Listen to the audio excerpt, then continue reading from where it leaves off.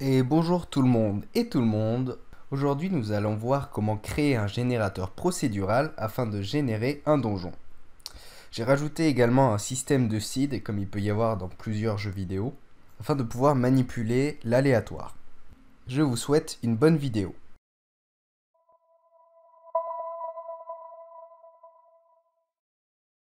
Alors tout d'abord, nous allons voir ce qu'est la génération procédurale.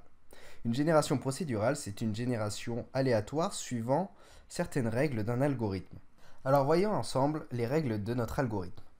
Nous avons une salle de départ qui est représentée en jaune. Et pour chaque itération, nous allons lui générer des pièces voisines. Alors pour l'exemple, j'ai demandé à ma salle qu'elle crée des pièces voisines au nord, à l'est, au sud et à l'ouest de celle-ci. Ici, nous avons le plan d'un générateur pour la première itération. Nous sommes à 2 itérations et on voit qu'il y a une croix. Alors pourquoi ça n'a pas généré une pièce ici, une pièce là et là? Lors de la deuxième itération, on prend toutes les pièces qui ont été générées lors de la génération précédente et on va leur demander d'exécuter le même algorithme, c'est-à-dire de créer des salles voisines. Prenons l'exemple de cette salle-là. Notre algorithme va d'abord regarder si la pièce suivante est bien vide. Elle était bien vide dans notre itération précédente. Elle regarde ensuite si les pièces autour de la prochaine sont vides. Celle-ci est vide, celle-ci est vide, celle-ci est vide. On peut donc générer cette pièce. Par contre, lorsque on est dans une pièce en coin, comme celle-ci, l'algorithme refuse de générer cette pièce puisqu'elle a des voisins qui sont déjà des pièces existantes. Voyons maintenant la troisième itération.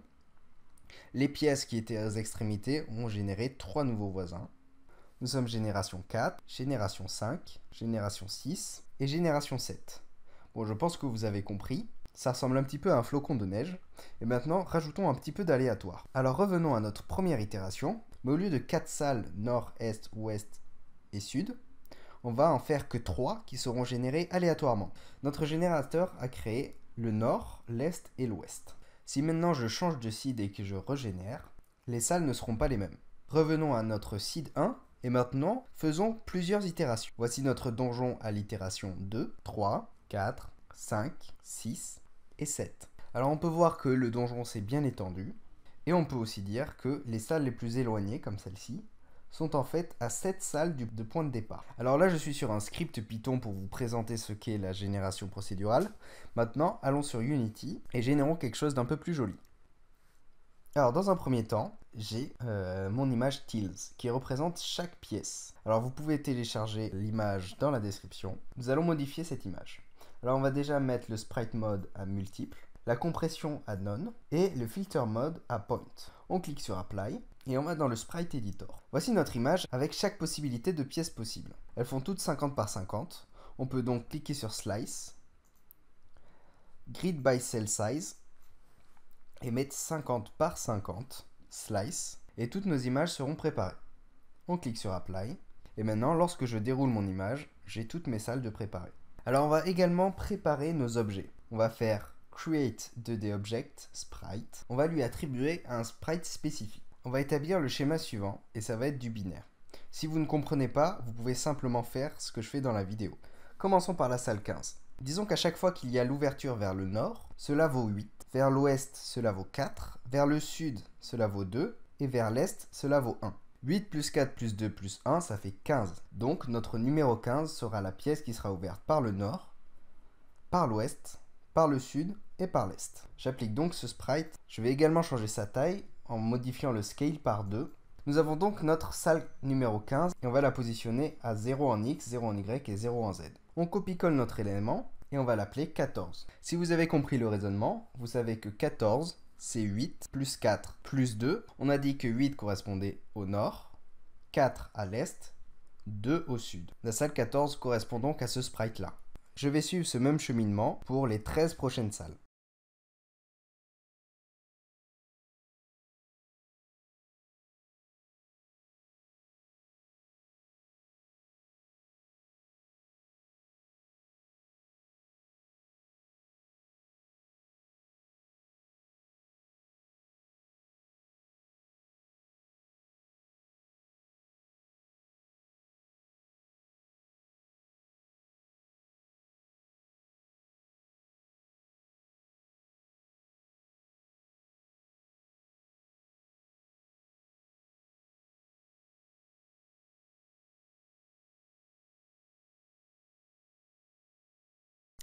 Et voilà, maintenant nous avons toutes nos pièces. Si vous voulez pousser la chose plus loin, vous pouvez très bien mettre des box colliders tout autour des murs et faire jouer votre personnage à l'intérieur. Pour cette vidéo, je vais juste m'occuper de l'aspect graphique. J'ai créé un folder Rooms dans lequel je vais glisser tous mes objets. On peut également vérifier que toutes nos pièces sont bien différentes les unes des autres. Si c'est le cas, alors nous avons bien fait notre travail. On va donc maintenant supprimer tous les objets de la scène puisqu'ils ne nous serviront pas. On les générera ensuite grâce à un script. On va donc s'attaquer au script, mais avant, nous allons créer un objet vide qu'on appellera générateur. C'est là-dedans que nous allons stocker notre script. On va donc dans le folder où vous stockez vos scripts, on fait create, C#script, et on va l'appeler générateur donjon.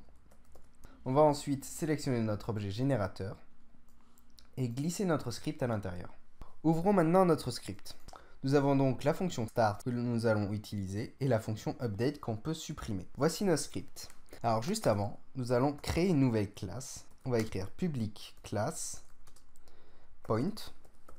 Cette classe permettra de stocker des variables int x et y.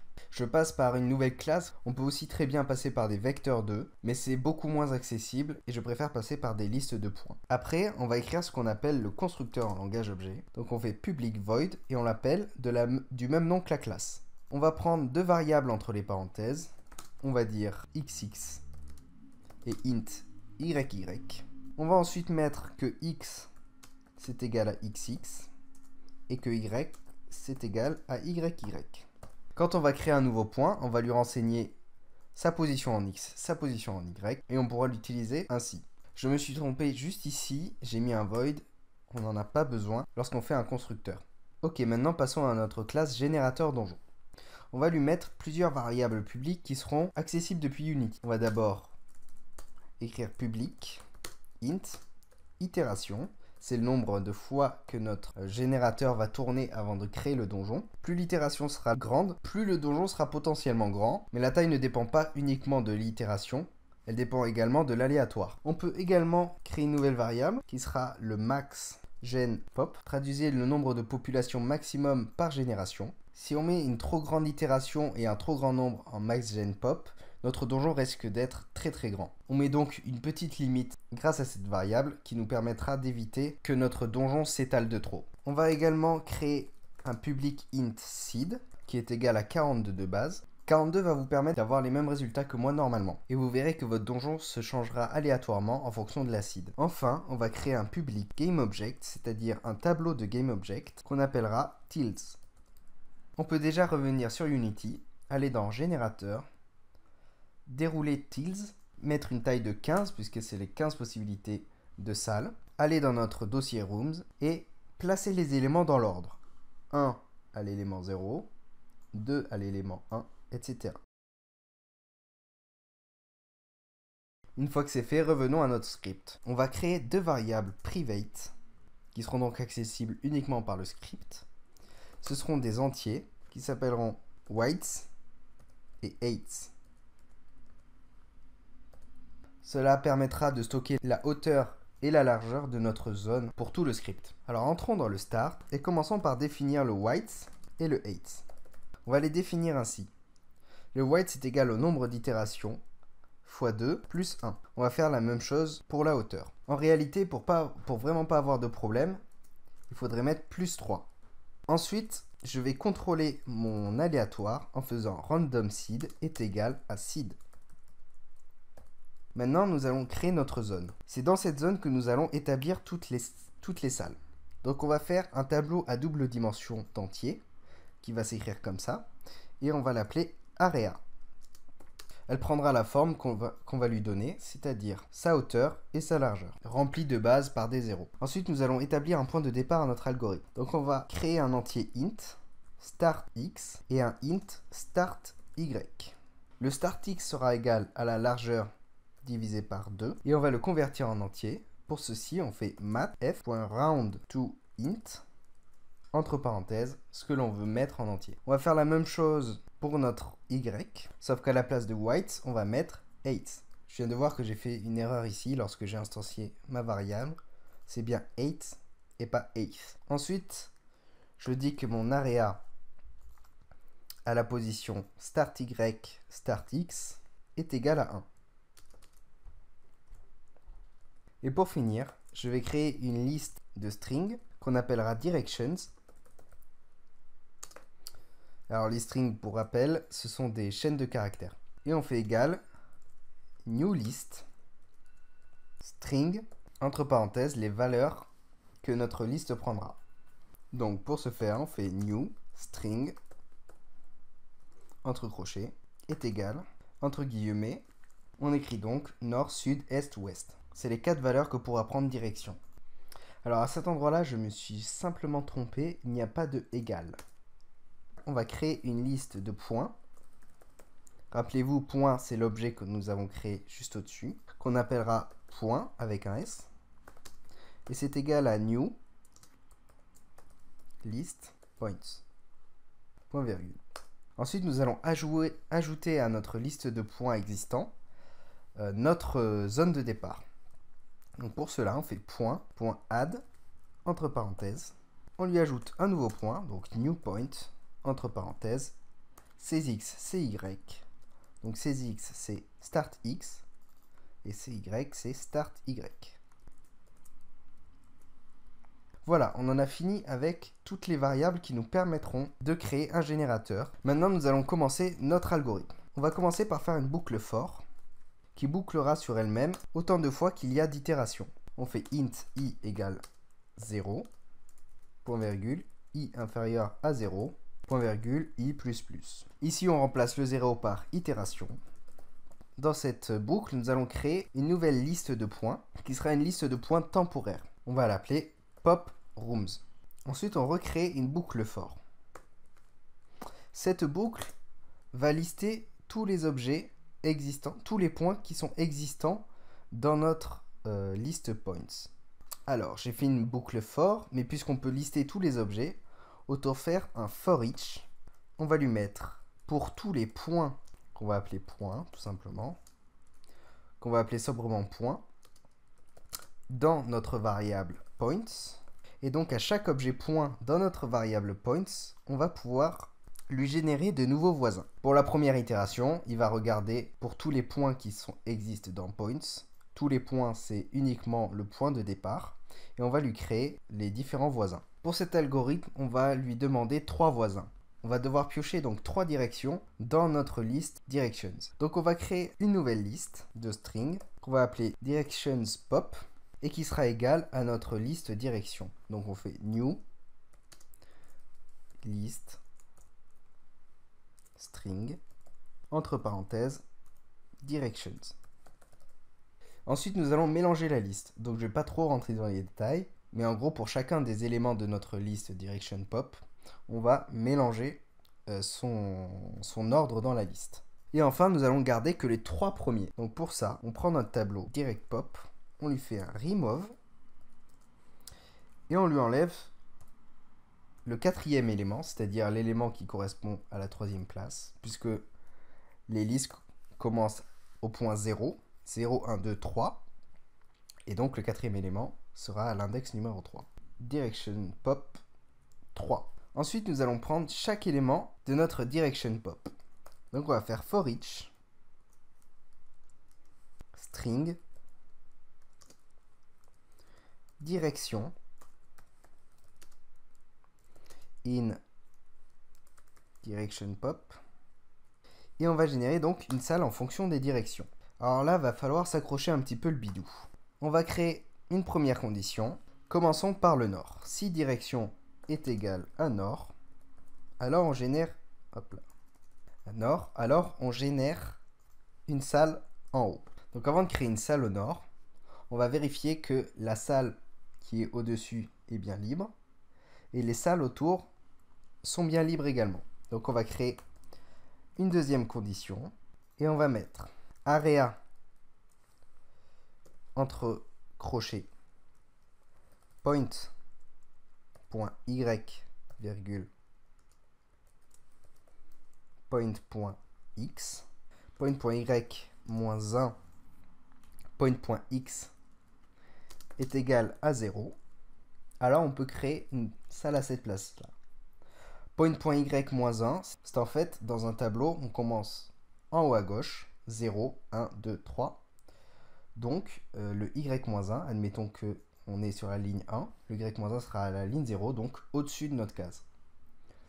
Donc ici, on vérifie que au-dessus de notre case, c'est bien libre. On ajoute une condition. On regarde si encore au-dessus, c'est libre. Donc on fait point.y moins 2 est égal à 0. On rajoute encore une condition. Cette fois-ci, on regarde si les cases latérales de notre case du dessus sont bien libres. Donc on fait y-1, x-1. Donc ça, c'est pour voir si la salle en haut à gauche est libre. Et enfin, on fait point.y-1, point.x plus 1. Ça, c'est pour vérifier que la salle en haut à droite est libre. Ok, quand on a vérifié que tout le champ était libre, on vérifie que notre génération n'a pas dépassé le seuil max_gen_pop. Donc pour ça, on va compter le nombre d'éléments qu'il y a dans notre poprooms. Donc poprooms.count est inférieur à max_gen_pop, inférieur ou égal. Ensuite, une fois que c'est fait, on va donc enregistrer cette salle dans notre area. Donc souvenez-vous, area, c'est le tableau qui va enregistrer tous les éléments, toutes les salles qui vont être générées par notre algorithme. Donc on fait area y plus 1, virgule x est égal à 1. Ensuite, on enregistre également la position de notre tableau temporaire. Donc on fait directionPops.add, entre parenthèses, new point, entre parenthèses, on lui rajoute cx, cy, donc c'est x et y plus 1. Voilà pour le nord. On va faire la même chose pour le sud. Donc on a juste à copier-coller. On va écrire sud. Et cette fois-ci, à la place que ce soit y-1, c'est y plus 1. Ici, c'est y plus 2. Ici, c'est y plus 1. x-1, on s'en fiche. Ici, c'est y plus 1. On fait la même chose ici. Alors, je me suis trompé juste là. C'est y moins 1 égale à 1. Et le point, c'est y moins 1. Ok. Maintenant, area pour le sud, c'est y plus 1 et y plus 1. On est bon. On fait la même chose pour l'est. Donc cette fois-ci, hop, on enlève ça. L'est, ça va être x plus 1. On regarde également si un peu plus à l'est, il n'y a pas de case, donc x plus 2. Et ensuite, on regarde aux alentours s'il n'y a pas de case, donc y plus 1, x plus 1. Et y moins 1, x plus 1. Une fois que c'est passé, on fait donc x plus 1, area y x plus 1 égale 1, direction pop, x plus 1. Enfin, pour l'ouest, c'est l'inverse de l'est. C'est-à-dire, au lieu de mettre des plus 1 au x, on met des moins 1. x moins 2, moins 1, moins 1. Ici, area, c'est égal à y, x moins 1 et 1, égal à 1. Et ensuite, direction pop, x moins 1, y. Ok, maintenant, on regarde notre for each point. On place notre curseur, on descend, on descend, on descend, on descend, on descend. Au niveau de cette accolade, on fait entrer. Et maintenant, on va dire que notre liste de points pour la prochaine génération est égale à notre liste de poprooms, qui est un tableau temporaire. Donc on fait points est égal à new list de points, entre parenthèses, poprooms. Ainsi, nos listes de points vont être mises à jour. Et pour la prochaine itération, poprooms reviendra à 0. Et on va lister tous les éléments qui étaient présents dans l'ancien poprooms. Ok. Maintenant, si on fait rien, notre donjon sera généré. Mais il sera généré dans area. Nous, ce qu'on veut, c'est transférer cette variable en quelque chose de concret dans Unity. Mais avant cela, on va donner un indice à chacune des salles qui ont été générées afin qu'on puisse leur attribuer l'objet qui leur convient. Donc on va créer une nouvelle fonction, public int, donc un entier à 2 dimensions, qu'on va appeler index attribute, et qui va prendre en paramètre un tableau d'entier à 2 dimensions qu'on va appeler tab. Ensuite, on revient en haut, on regarde int area machin, on le copie-colle tout en haut de notre fonction, et au lieu de l'appeler area, on va l'appeler indexes, et on va retourner à la fin de notre fonction, on va retourner, hop là, indexes, pas indexes, on va retourner cette variable. Voilà. Maintenant, ce qu'on va faire dans cette fonction, c'est prendre notre tab, c'est-à-dire en fait, ça va correspondre à notre variable area. On va prendre chaque élément de notre area et on va s'arrêter lorsque un élément n'est pas égal à 0, mais égal à 1. Si c'est égal à 1, ça veut dire qu'on doit générer une pièce. Ensuite, on regarde autour de cet élément, au nord, au sud, à l'est, à l'ouest, afin de savoir quel index on doit lui attribuer. Donc pour ça, c'est très simple. On fait une double boucle for int. On va commencer par les x égale 0, point virgule, x inférieur à whites, point virgule, x plus plus. Et on va faire la même chose avec y. Ok, de cette manière-là, si on fait area, si on fait area, hop, pas en majuscule, entre parenthèses, y, x, on va pouvoir énumérer tous les éléments de notre tableau area. Sauf que area n'existe pas dans cette fonction. On va l'appeler tab. On va créer une condition principale. On va demander si tab yx est égal à 1. Donc si c'est une pièce à générer.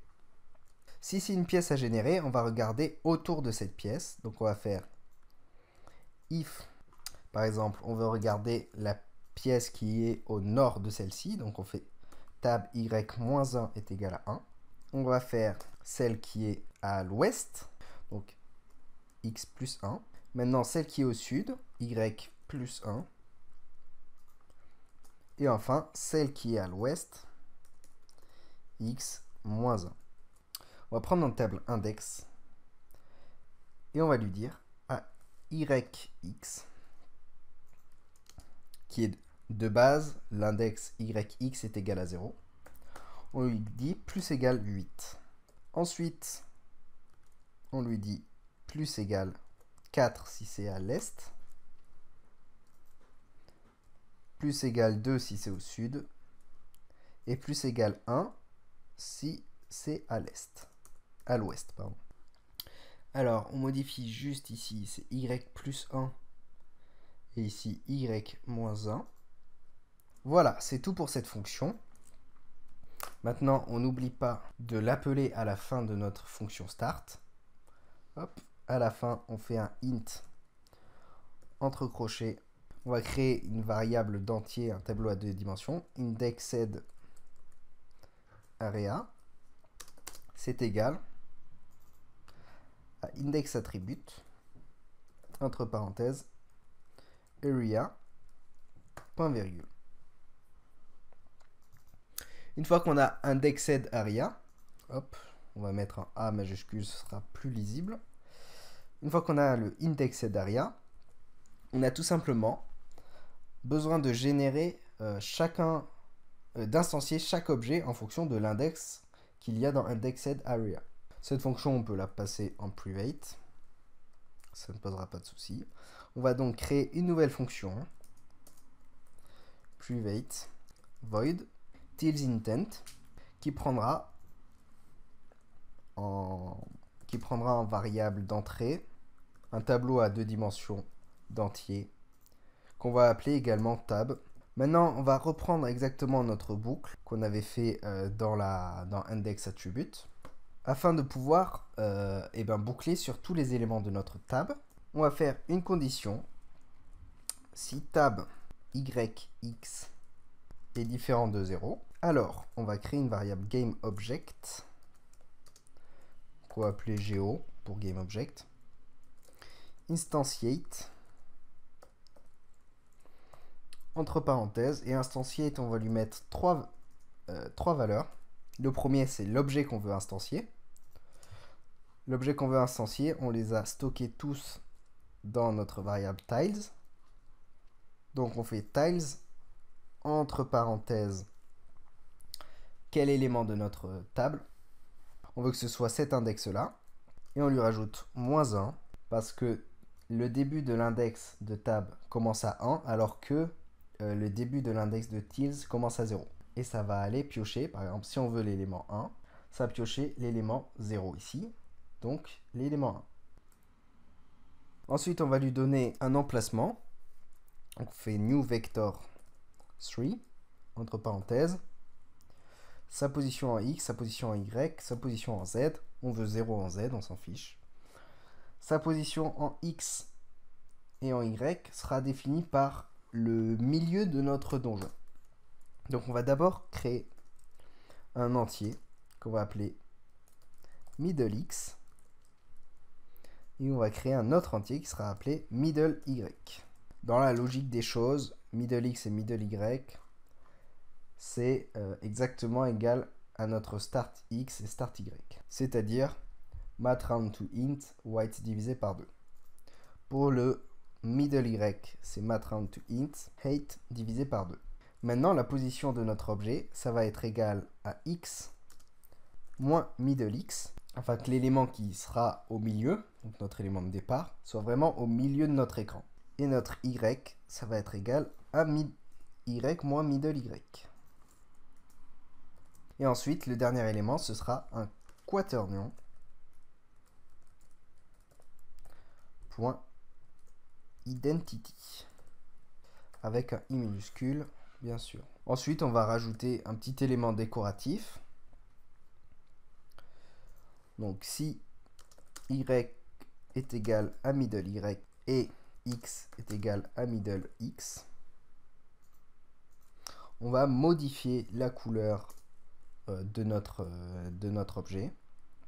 Donc, on prend go.getComponent sprite renderer entre parenthèses .color est égal à new color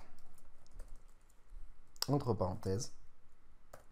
Là on peut choisir la couleur que l'on veut. Moi je vais choisir la suivante, 1 0 0.5,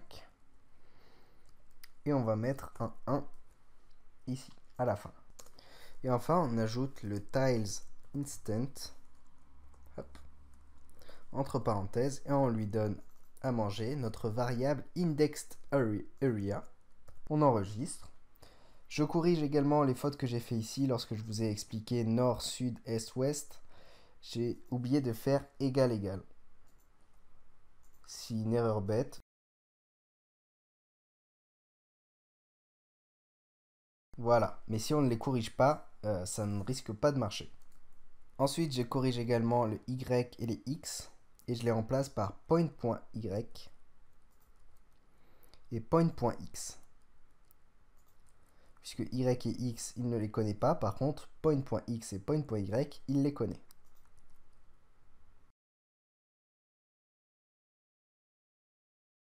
Et là, je viens de voir que je me suis également trompé sur directions pop. C'est pas du tout ça qu'on va rajouter, qu'on va mettre, c'est le pop room à ce niveau-là.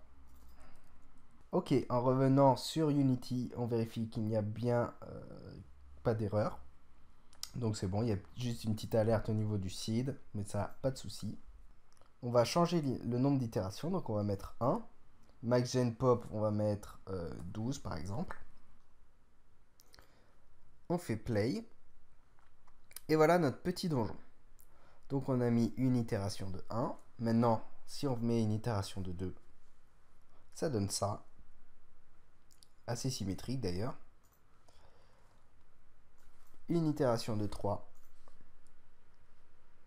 ça donne ça. 4. Et 5, ça dépasse même l'écran.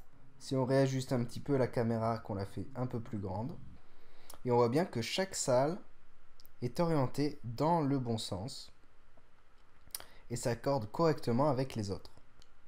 Ok, j'ai fait un peu le foufou, mais voici ce que représenterait notre donjon si on avait 30 itérations avec un maximum de salles par génération de 30. J'espère que cette vidéo vous aura plu et que vous allez pouvoir créer vos propres donjons aléatoirement. N'hésitez pas à bidouiller un petit peu les seeds et le nombre d'itérations pour vous amuser avec. Abonnez-vous si ce n'est pas déjà fait et likez la vidéo. Sur ce, je vous dis à la prochaine. Ciao!